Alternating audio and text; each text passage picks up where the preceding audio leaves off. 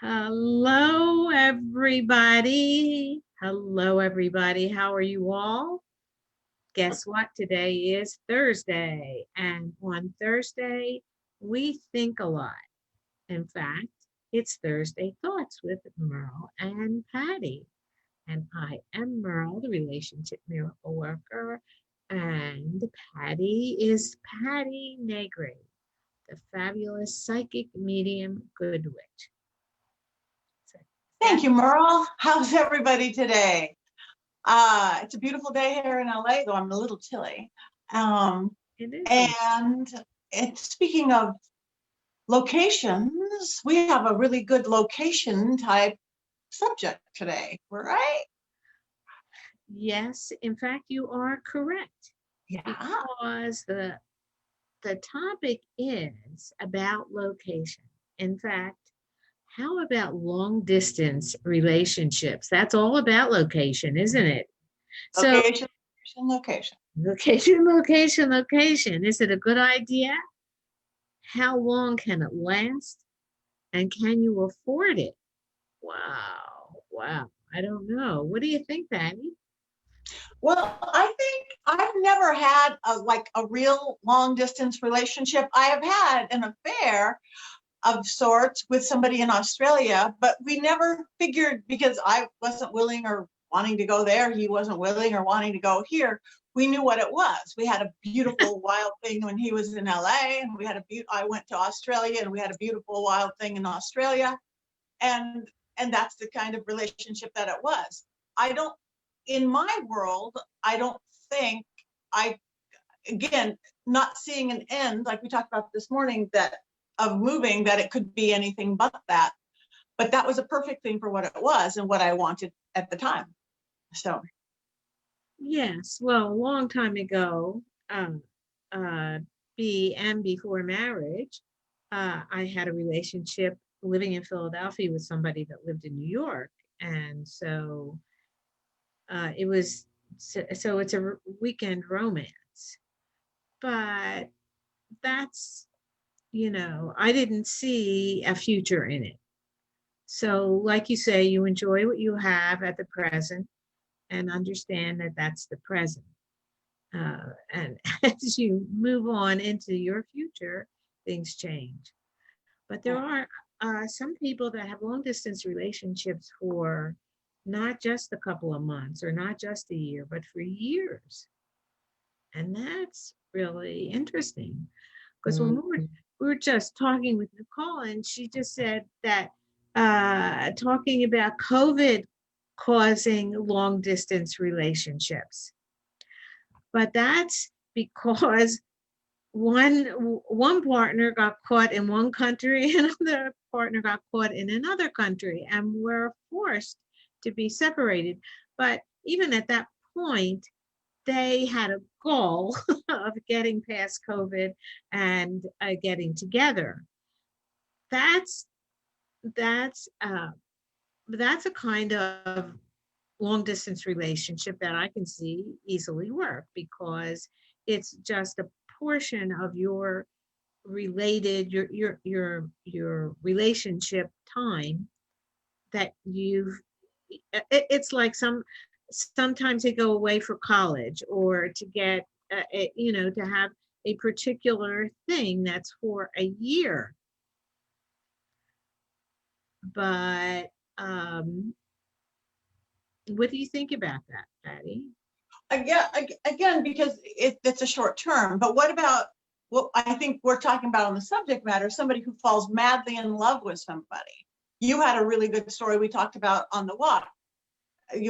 Somebody loves their career and their life here, and somebody else loves their career and their life there, and you don't want to cross it, you don't want to move to Australia or whatever that is, then you've really got to figure out, can you do this?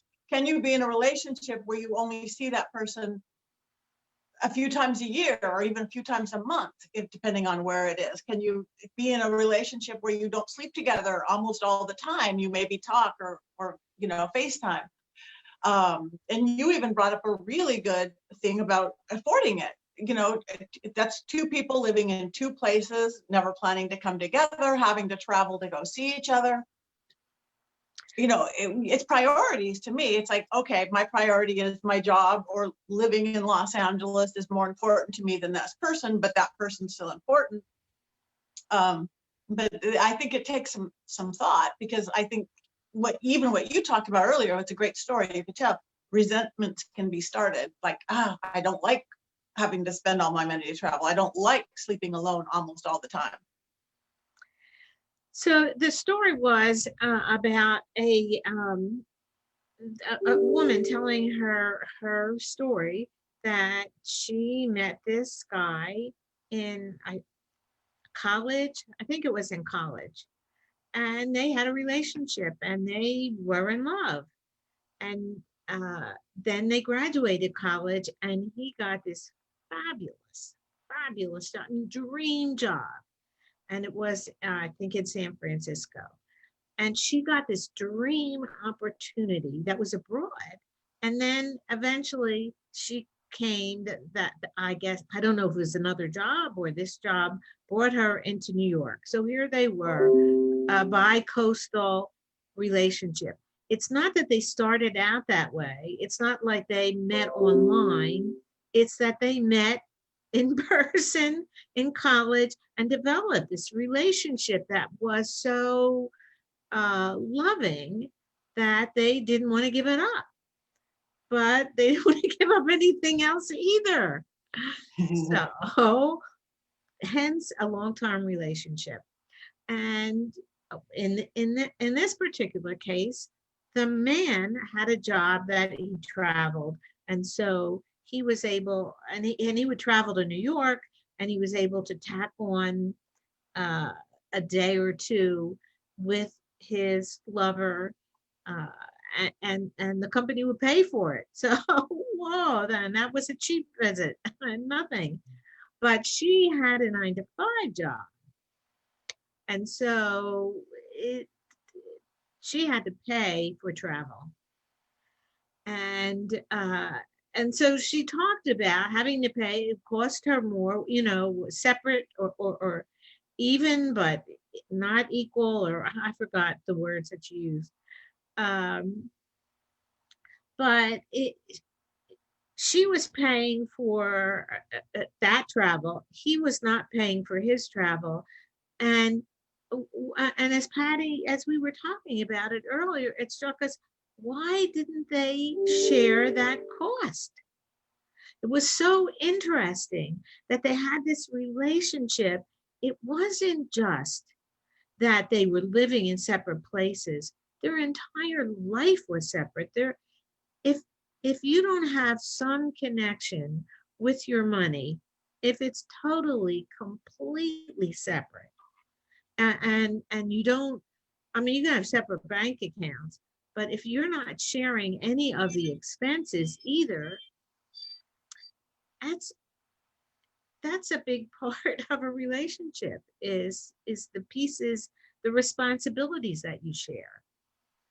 So it's Maybe it's telling of what you want, though. Maybe then that's a perfect relationship for them. If they don't want to share financial responsibility or burden, and they don't want to share, maybe that's perfect. We have a girl checking on. I keep trying to catch it really fast. Holly, she's in a long distance relationship, but you have an end to it. You said it's 5 years, and you're like halfway through, 2 or 3 years in. So you will be able to end up together. But would it be harder for you if there wasn't an end that you knew you got to be together, unless you really changed something? Because you said it was hard. 8 years Mike and I have been together, and he lives in Pennsylvania and I live in West Virginia. So is it hard? Is it easy? Is it worth it? Obviously it's worth it. You're still doing it. See, but it's different. So there are different kinds of long distance relationships. If you have a relationship that's okay, there's 5 years that we're going to be separate, and then we get together at the end of, that's, you have something to look forward to. I know, I just thought about a couple that I know where he put her through pre-med and medical school, and it was like we're thinking, oh, really? She's just getting a free ride, right? But after she graduated medical school, she got a job nearby, and they lived together, and this is many years later, they're still living together. So that kind of thing can work, but that's when you have um, when you have a shared goal of being together. That's it, as opposed to having a long distance relationship where there isn't any apparent long-term goal other than to keep doing this. So So yeah, either that has to be okay with you and you like living that way, and however, what else you with your relationship, or again, it'll probably start getting frustrating at least. Yeah. Like, 8 years. 8 years that they've been together. He lives in Pennsylvania and I live in West Virginia. That's better than bi-coastal, I have to tell you. Holly said it's hard, but she knows you're going to be together. Yeah. Yeah, Holly. it's true. Uh, I do it for my kids and they're almost graduating. Maybe they'll go with me, maybe they won't, but it's okay because I will have done my mommy duties. Yes, kids Good. do Again, complicate priorities, everything. Yes, yes. And kids should always be the priority, absolutely. But but but not when they're 40.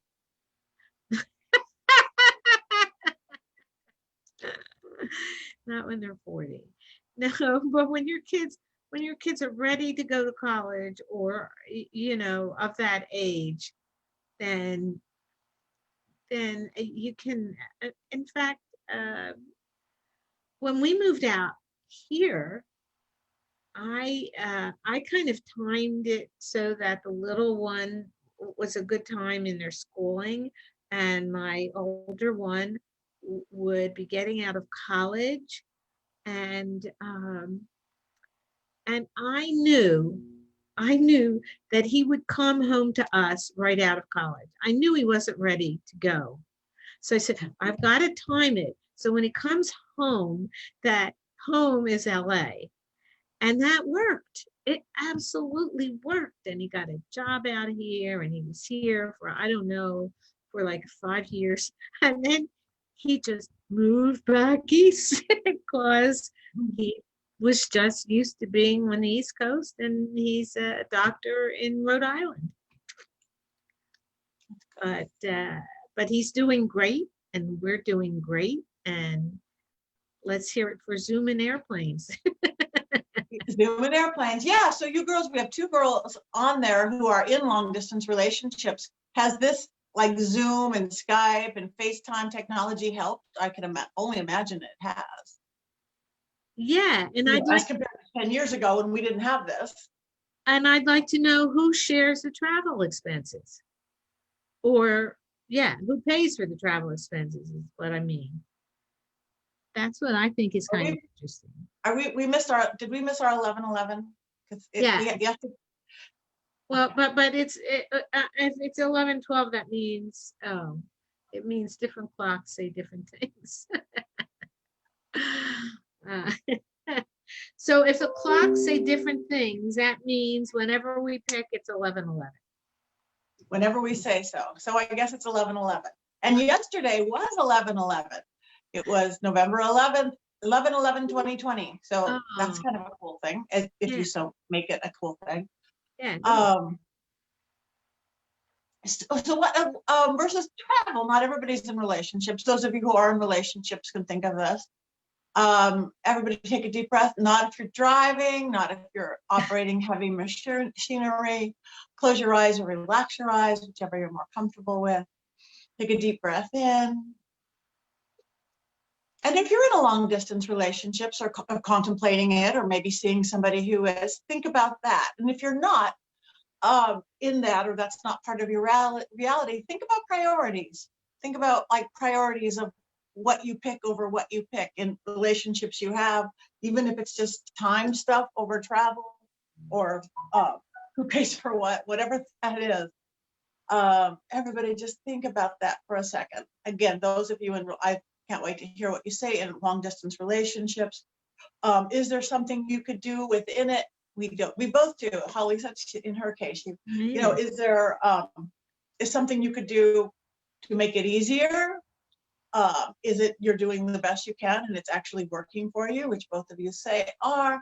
Everybody else, look at priorities in your life and things that just don't fit together as they should. How can you compromise? How can you fit them? How can you adjust as needed?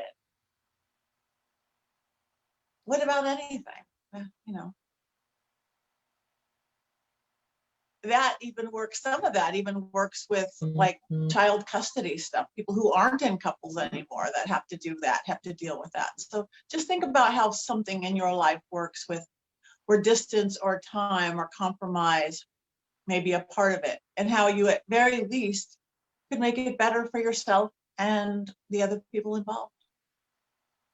The switch of perception might be the easiest thing and most powerful.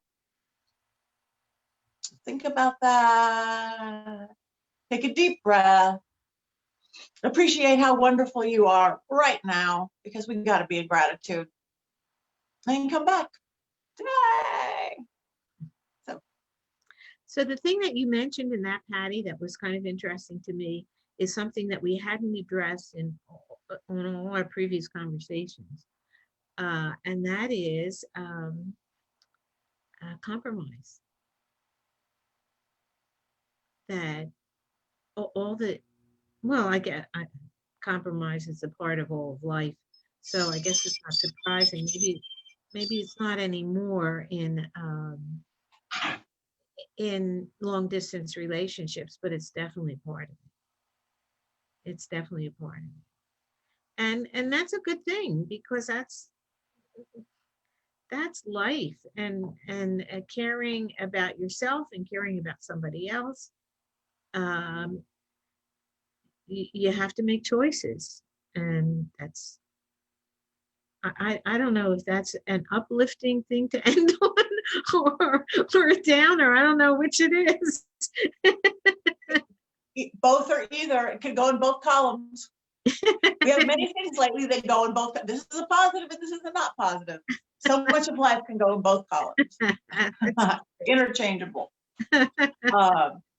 So anyway, what are people going to get if they come back in 45 minutes, Merle? Well, guess what? But c'est moi will be on the line on Facebook Live with Merle's Pearls. I have pearls of wisdom just for you. And my topic today is your acts of kindness can actually improve your own physical health. So it pays to be nice. Yeah, I like that. It pays to be nice. And thank you, Holly, and everybody who's commenting today. We love that, even when we have to look really fast to catch them. So I love that you make your tickets in advance, so you have something to look forward to, because that's even sort of like what Merle is talking, like, oh, you have 3 years of this or 5 years of this or 2 months of this, whatever it is. You have that light at the end of the tunnel, so to speak. So that's pretty good. Thank you guys for participating. Like us, follow us. We have Facebook, Instagram, Twitter, blah, blah, blah. We both have fabulous books that you can read that you don't have. Mine's Old World Magic for the Modern World, Tips, Tricks, and Techniques to Empower and Create a Life You Love. And mine is Cracking the Relationship Code, the Key to Happy Relationships at Home and at Work. She is a relationship miracle worker. So come back in 45 minutes for that as well. If you like us, tell your friends. If you don't like us, tell us what you think we could do to improve. We actually might listen or not. But thank you guys for participation. Thank you guys for your time. Bye. See you next week. Bye. Have a great